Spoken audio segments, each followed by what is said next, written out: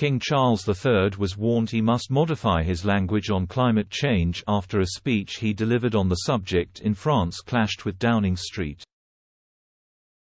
The 74-year-old spoke to the French Senate this week, describing how climate change had become an existential threat while pleading with the UK and France to team up on the issue.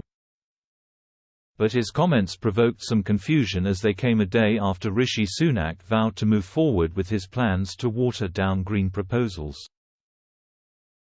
It appeared to be a direct contradiction, despite the King towing the government's line on its plans for the country.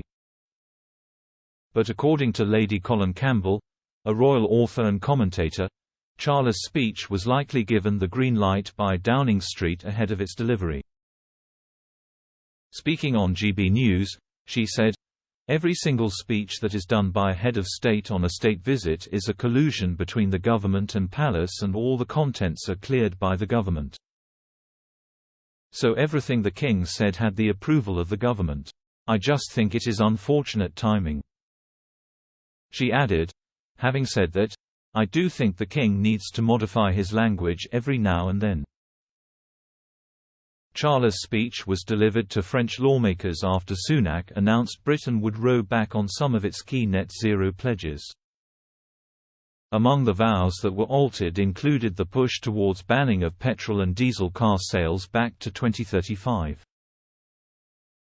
Charles, in French, outlined his wish for a partnership for sustainability between Paris and London. He continued, "Just as we stand together against military aggression, so must we strive together to protect the world from our most existential challenge of all, that of global warming, climate change and the catastrophic destruction of nature." The monarch, who has spent much of his life campaigning on green issues, warned the challenge facing our planet is both great and grave.